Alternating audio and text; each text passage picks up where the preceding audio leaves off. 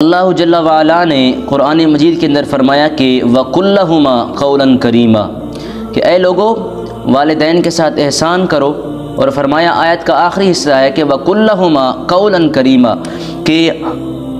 ऐ महबूब आप लोगों से फरमा दीजिए कि जब भी अपने वालिदैन से बात करें, जब भी अपने वालिदैन से कोई बातचीत करें तो कौलन करीमा, इज़्ज़त के साथ बात करें, इज़्ज़त वाली बात करें, तकरीम वाली बात करें, करीम वाली बात करें, एक मेयार और मोहब्बत वाली बात करें। तो इस आयत की तफसीर के अंदर फरमाते हैं कि माँ बाप से खूब अदब से बात की जाए, इतने अदब से बात की जाए कि उनसे अच्छी बात की जाए, लबो लहजा नरम रखा जाए और अल्फाज में तौकीर और तकरीम का ख्याल किया जाए कि कोई भी आप बात करें तो आपके वालिदैन महसूस ना करें उस बात को, तो इस लहजे तक आप बात करें, लहजे के अंदर इतनी तकरीम और तौकीर रखें, इतनी इज़्ज़त रखें, इतना मेयार और वक़ार रखें कि वालिदैन तुम पर फ़ख्र करने लगें, वालिदैन के दिल से तुम्हारे लिए बेइख्तियार दुआएँ निकलें। इसी तरह हज़रत ज़हीर बिन मोहम्मद रदी अल्लाह तआला अन्हु आप फरमाते हैं कि वकुल्लहुमा कौलन करीमा, इसकी तफसीर ये है कि वालिदैन जब तुम्हें पुकारें, वालिदैन जब तुम्हें किसी काम के लिए पुकारें तो तू आगे से ये ना कहे हाँ जी मैं आया जी, ऐसे ना कहें, बल्कि कहें अर्ज़ करो कि ए मेरे वालिदैन मैं हाज़िर हूँ, मैं आता हूँ आपकी बारगाह में आपके हुक्म को बजा लाने के लिए, आपका काम करने के लिए मैं आपकी बारगाह में हाज़िर होता हूँ और हमेशा से मौजूद हूँ। यानी कि एक तकरीम और लबो लहजा जो है वो इतना नरम रखा जाए कि वालिदैन को महसूस ना हो कि हम अपने बेटे से बात कर रहे हैं, किसी गैर से बात कर रहे हैं। इसी तरह हज़रत कतादा रज़ी अल्लाह तआला अन्हु फरमाते हैं कि क़ाल क़ौलुना लैलन सहलन,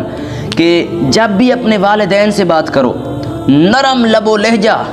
आसान तरीके से अपने वालिदैन की बारगाह में अर्ज़ करो, बात करो। तो ये वकुल्लहुमा कौलन करीमा की तफसीर हम पढ़ रहे हैं इस एपिसोड में। इसी तरह हज़रत सईद बिन मुसय्यब रज़ी अल्लाह तआला अन्हु फरमाते हैं कि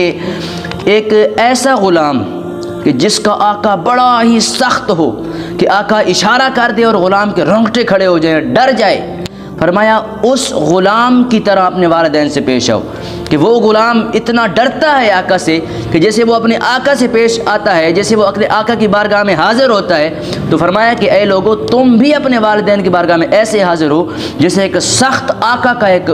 ग़ुलाम जो है डरता हुआ, झिझकता हुआ अपने आका की बारगाह में, अपने बादशाह की बारगाह में हाज़िर होता है। ऐ लोगों तुम भी इसी तरह अच्छे तरीके के साथ, अदब व एहतराम के साथ अपने वालिदैन की बारगाह में हाज़िर हो। और इस तरह इस एपिसोड की आखिरी हदीस फरमाते हैं कि माँ बाप के साथ जब भी बातचीत करो, हज़रत अता बिन अबी रिबाह रज़ी अल्लाह तआला अन्हु आप फरमाते हैं कि ऐ लोगों अपने माँ बाप के साथ जब भी बात करो, जब भी कोई बात उनसे करो, किसी काम का मशवरा करो, कोई इस्लाह उनसे करो, कोई मुशावरत करो, कोई उनसे कहो, कुछ सुनो, बातें करने के लिए बैठो, कोई घर की बात करो, बाहर की बात करो, कारोबार की बात करो, फरमाया कि बातचीत करते वक्त हाथ मत उठाओ अपने वालिदैन के ऊपर। ऐसा ना कि जी मैं ये कह रहा हूँ आपसे, ये उंगली उठा देते हैं हम उमूमन आम तौर पर, ये उंगली ना उठाएं, हाथ ना उठाएं, अदब के साथ एक ऐसी कैफियत बनाएं कि वालिदैन के दिल से आपके लिए बेइख्तियार दुआ निकलें। खुदा की कसम जब वालिदैन दुआ करते हैं ना तो वालिदैन की दुआओं से अल्लाह जल्ला वाला ऐसा मकाम अता फरमाता है, ऐसी ज़िंदगी आसान बना देता है कि इंसान सारी ज़िंदगी वो शख्स अपने वालिदैन के लिए दुआएं करता रहता है, वालिदैन को दुआएं देता है कि काश मैंने खिदमत कर ली थी वालिदैन की। तो जो लोग इससे महरूम हैं उन्हें क्या पता कि वालिदैन की खिदमत क्या होती है। तो वालिदैन की खिदमत में कमी कोताही ना किया करें, उनसे अदब से पेश आया करें,